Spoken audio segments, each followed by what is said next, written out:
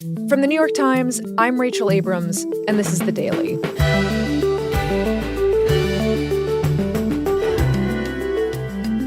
Today's hearing marks the next phase of the committee's work, an effort to understand why this wave of anti-Semitism was able so easily to consume the nation's universities in the first place.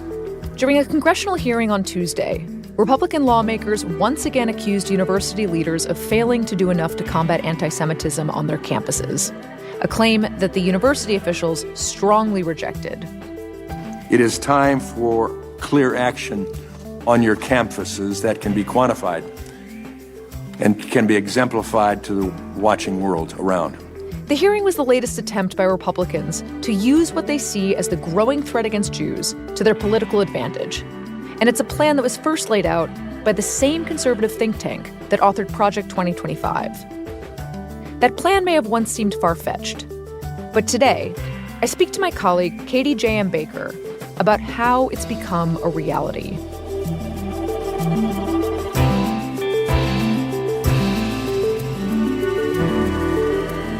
It's Wednesday, July 16th.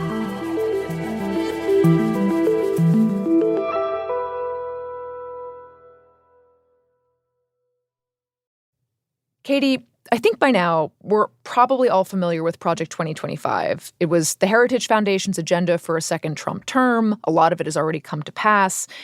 But in the background, there was this entirely unrelated project from the Heritage Foundation that I think a lot of people might still be totally unfamiliar with.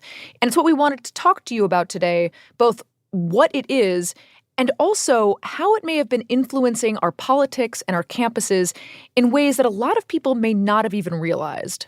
Yeah, so last October, I saw that the Heritage Foundation had published this mysterious long policy paper called Project Esther online that it said was a national strategy to combat anti-Semitism in the U.S.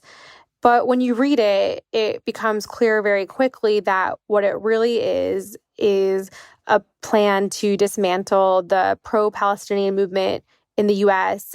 so that, as critics say, it can crush progressive movements more generally. Project Esther didn't get a lot of mainstream coverage at the time. Biden was still president, and I think a lot of it maybe seemed far-fetched to people. Then fast forward a few months later, Trump gets elected, and very quickly his administration starts taking actions that they say are in the name of combating anti-Semitism. And especially after they arrested Mahmoud Khalil, who was the recent Columbia graduate who had been really active in pro-Palestinian organizing on campus, that's when I really started to feel like we should be tracking all of the similarities between Project Esther and the actions the Trump administration was taking. So tell me about how you started your investigation, and what did you learn about who's behind Project Esther and how it came together?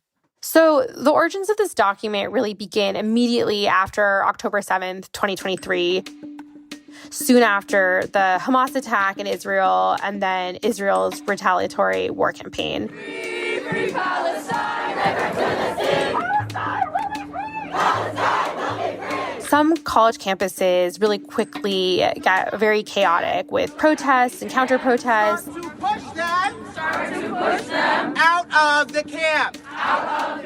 There's students out there protesting against Israel's actions and the very large number of Palestinians, including so many women and children who were being killed. Peacefully protesting to end the genocide in Palestine. And then there were Jewish students saying that Israel has the right to defend itself and that these students are being harassed just for being Jewish by other students on campus. One of the protesters was brandishing a Hamas flag. As a Jewish student, that's deeply upsetting. So it was a really tense time, and there's a lot of concern over what's happening on these campuses. It seems like every day it's getting worse and worse. Jewish people are being harassed, we're being called names. And for Heritage and some of its allies, that's what they're worried about. They're worried about what they see as anti-Semitism against the Jewish students on these campuses. Do you feel safe on campus? No, not at all. I didn't want to be here.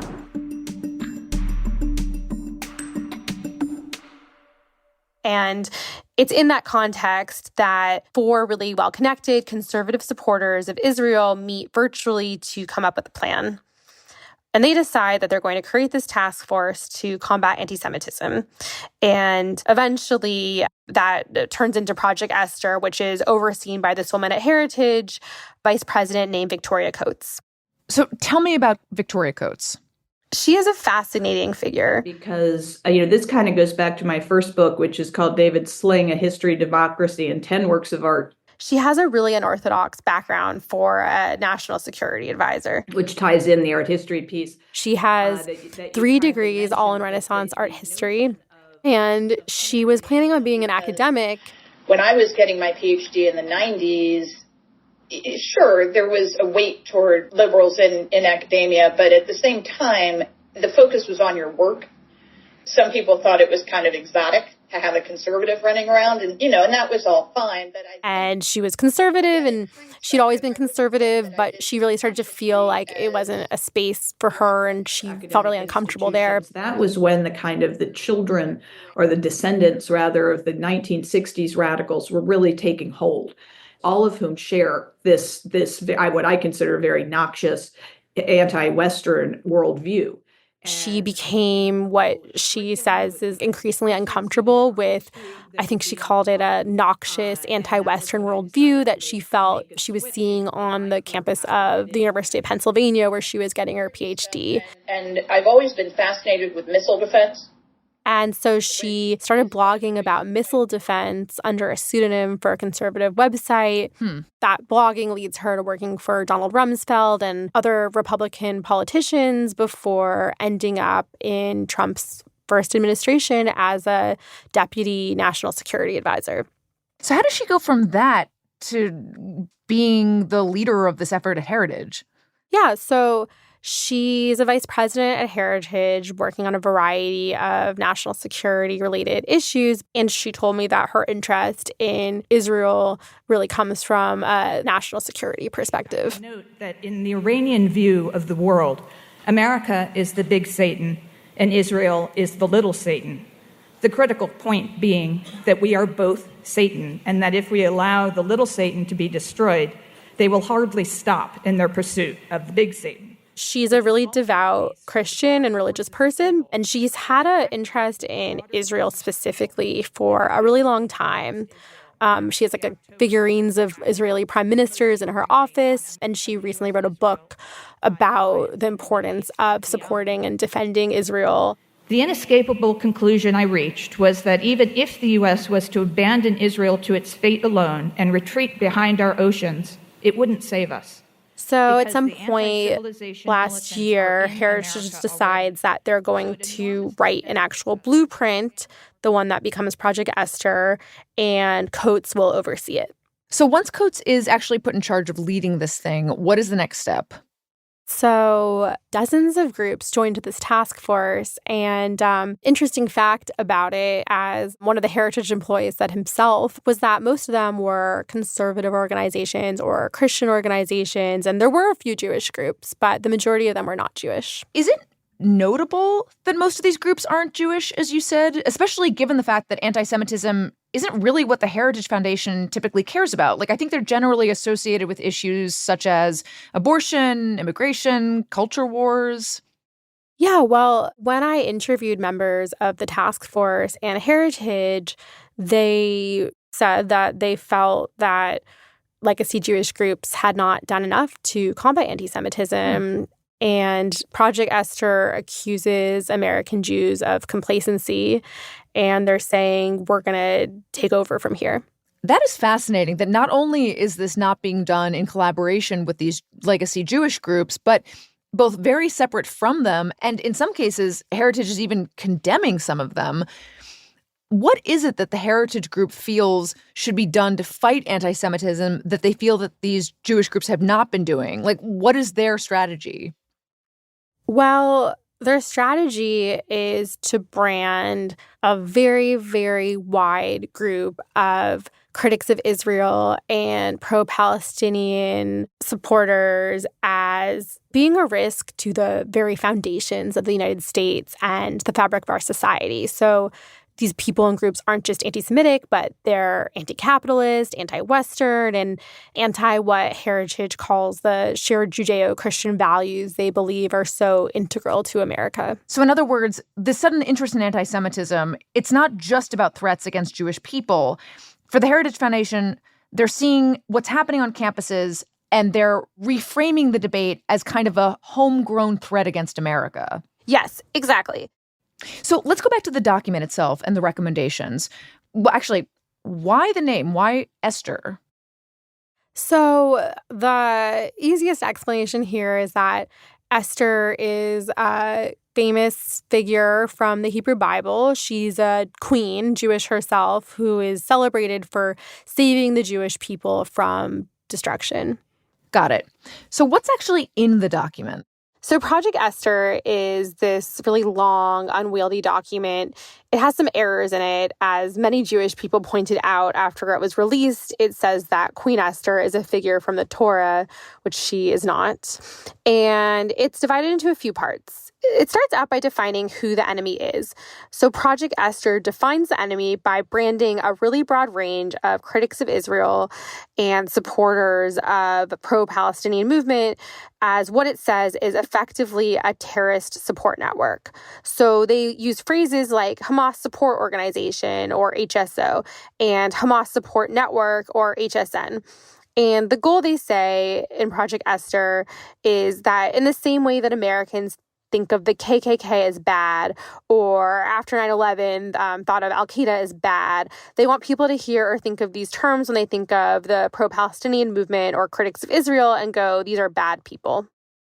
And I'm assuming that it's labeling people who support the Palestinian cause as connected to Hamas because it would make the whole movement seem a lot more threatening, right? Like by connecting protesters on college campuses to the actual terror group operating in the Gaza Strip. Yes, completely. Their goal was to get the public to perceive the pro-Palestinian movement as not just, as they believe, a threat to Jews, but to America itself. So who exactly is in the so-called Hamas support network, as the authors of the report describe it? So they describe it as a network where at its core there are these well-known pro-Palestinian groups such as National Students for Justice in Palestine, and then also anti-Zionist groups that many Jewish people are a part of, such as Jewish Voice for Peace. And these groups were all active in the protests on college campuses, and they strongly deny being Hamas support organizations, to be clear. Got it. And then outside of this core of the, quote, Hamas support network, unquote, there's a network of alleged supporters, and it's a very broad network. It includes progressive philanthropic groups and progressive members of Congress like Ilhan Omar and Rashida Tlaib, who they call the Hamas Caucus. And even Bernie Sanders gets a mention as someone who is aligned with this network. I was able to review pitch materials for potential donors in which Heritage presented an illustration of a pyramid topped by what they called progressive elites leading the way. And it included Jewish billionaires such as the philanthropist George Soares and Governor Pritzker of Illinois. So even being Jewish doesn't mean you couldn't be part of the Hamas support network. It seems like as long as you are on the left of this particular cause, this could get you that label. Yeah. Project Esther exclusively focuses on groups on the left and Democratic politicians. And for Coates and the other people behind Project Esther, once they define these groups as supporting terrorism, the natural next step is to go after them. And to be clear, is this so-called Hamas support network a literal label, or is it more of a metaphor? Like, is the Heritage Foundation arguing that members of this so-called Hamas support network, which could include college protesters, members of the American government, are they arguing that this is literal, like these people are actually connected to Hamas? Yeah, they are arguing that. And there is some historical context here. There have long been bipartisan efforts to counter criticism of Israel by labeling a range of speech and organizing in support of Palestinian rights as support for terrorism. Project Esther, though, aims to go further because it equates actions such as participating in these pro-Palestinian campus protests with providing material support for terrorism, which is a broad legal construct that has really serious consequences. Right, because just to state the obvious here, once you are labeled a terrorist as opposed to a protester exercising your right to free speech, that suddenly the government has a lot of other options to go after you. Yeah, exactly. And Project Esther has lots of ideas of punitive actions that you can take once you deem people part of this Hamas support network. So once they're effectively part of this network, they can be deported, defunded, sued, fired, expelled, ostracized, and otherwise excluded from what Project Esther calls open society. And what I think that means is that Heritage's goal is to make it so that nobody wants to associate in any way with somebody who is critical of Israel or supportive of the pro-Palestinian movement. Did Victoria Coates actually say that to you? Like, I'm just sort of wondering whether the people behind Project Esther have made what you just said explicit. Yes, essentially. I think there's a reason they all wear masks. They want to participate in this activity without there being any ramifications. And I think both clarifying, as I said, with whom they are associating, and then revealing your identity when you participate in this kind of activity, there can be consequences. And I would be hopeful that would have a chilling effect on it. She was not shy about the way that this reclassification of student protesters as effectively part of a terrorist support network can also allow Heritage to not just go after pro-Palestinian supporters and critics of Israel, but other progressive movements on college campuses that they deem dangerous in a related way, such as DEI and Black Lives Matter and that type of thing. How did we get here as the United States? The folks who defeated the Nazis. How did we get from that to what we're seeing on our campuses now? And that's an American problem. And that's why we wanted something like Project Esther, so Heritage could take direct action to counter it. So it sounds like this project is laying out a step-by-step strategy to define a network of targets, a network of people, and then systematically eliminate or exclude them from the American system. And all of this is being done in the name of anti-Semitism. Yes. And they say in Project Esther that they want to dismantle the pro-Palestinian movement and this so-called Hamas network within 12 to 24 months, and that as soon as a willing administration takes over, they're ready to go. And I think when Project Esther first came out, people thought it seemed far-fetched. But then just a few months later, when Trump took office, his administration and other Republicans started calling for actions that made it look like these proposals were coming to life.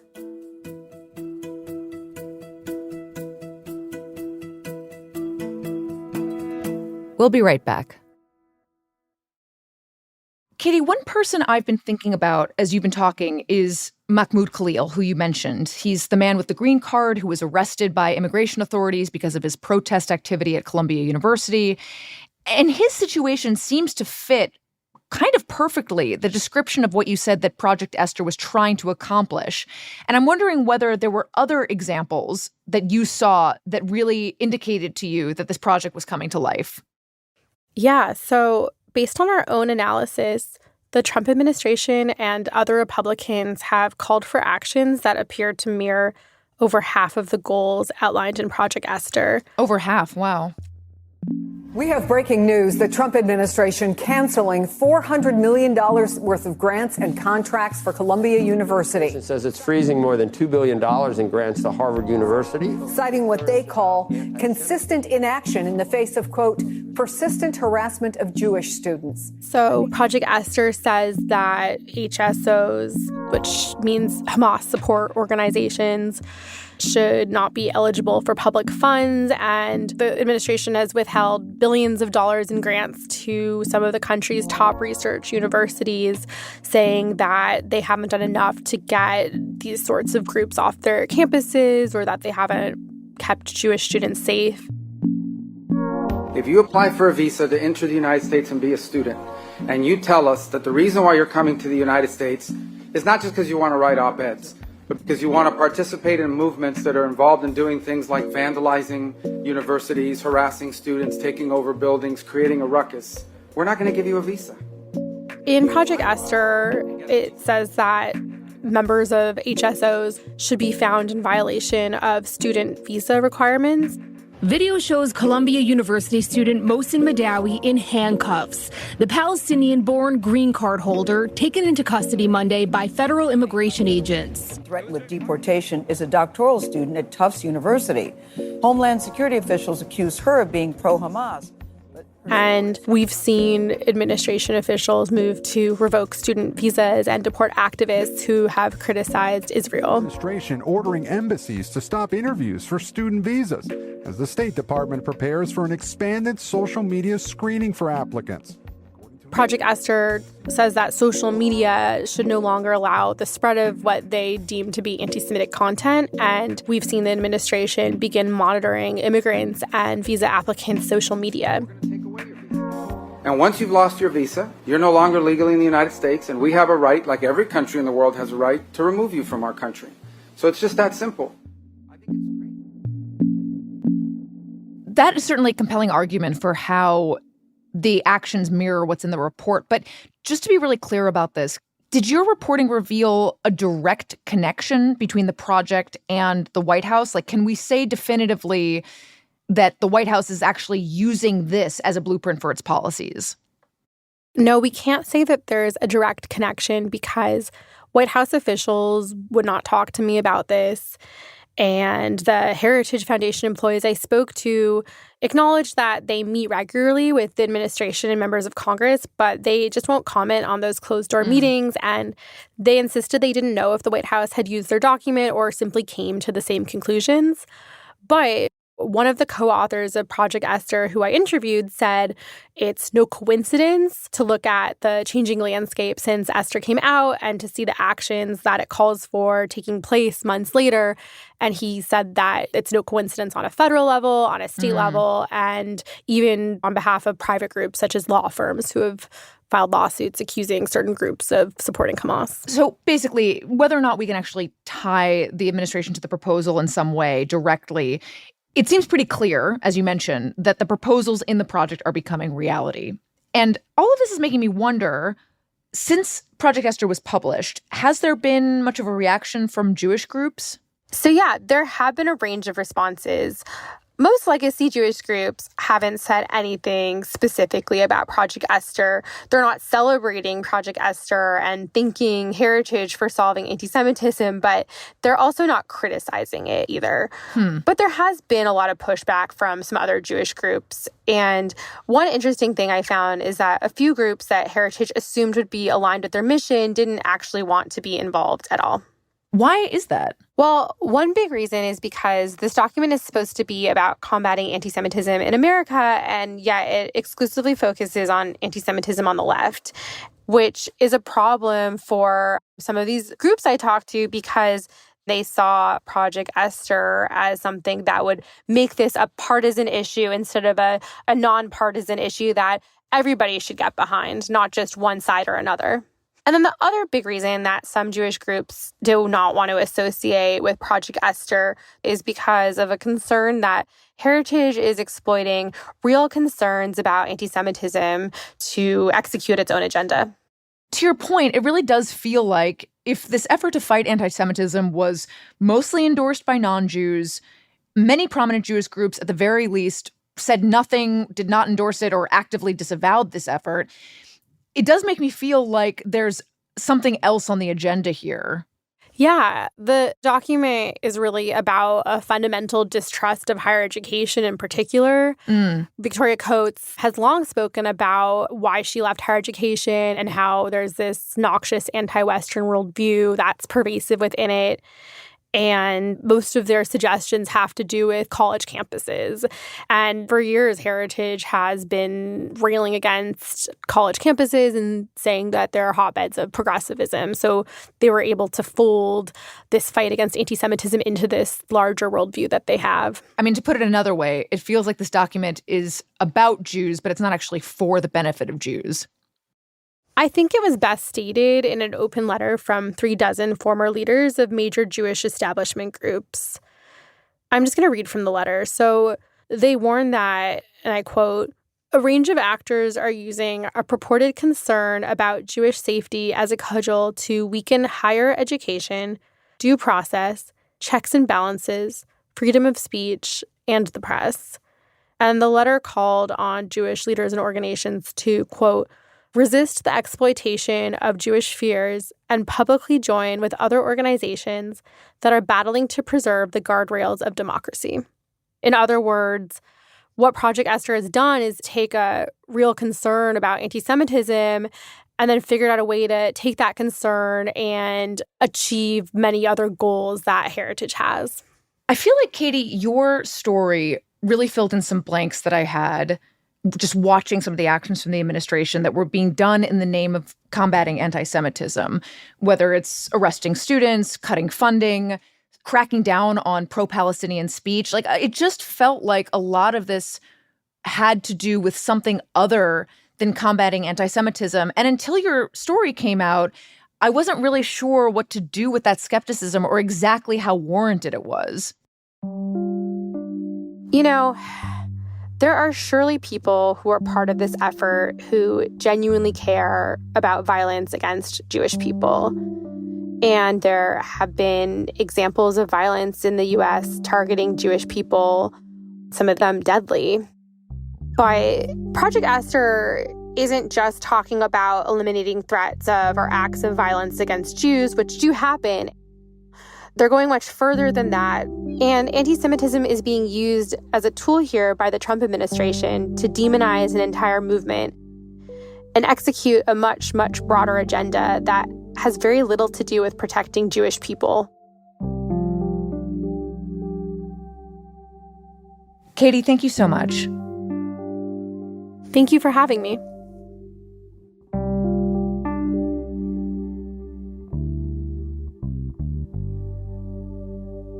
We'll be right back.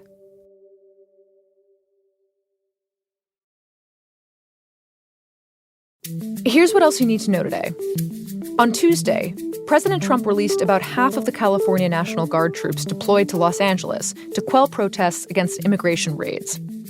The decision ends the mobilization of about 2,000 troops and marks a victory for local officials who vigorously opposed deploying the troops in LA in the first place. They said that it was an illegal act by the president. And in a rare break from President Trump, House Speaker Mike Johnson said the president should release the government files related to Jeffrey Epstein, the deceased financier charged with the sex trafficking of minors. I'm for transparency. We're intellectually consistent in this. Look, Reagan used to tell us we should trust the American people. I believe in that principle. I know President. In an interview with a conservative podcaster, Johnson said that the Trump administration owed it to their supporters to disclose as much as possible. It's a very delicate subject, but we should put everything out there and let the people decide it. The decision not to release the Epstein files has infuriated many of Trump's supporters who want to see for themselves what is in the documents.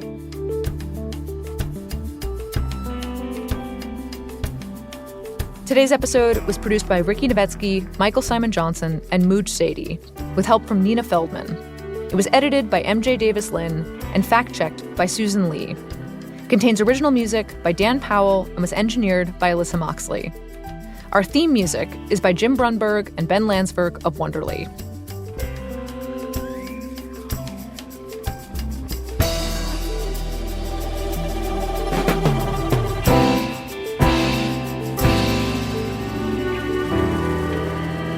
That's it for The Daily. I'm Rachel Abrams.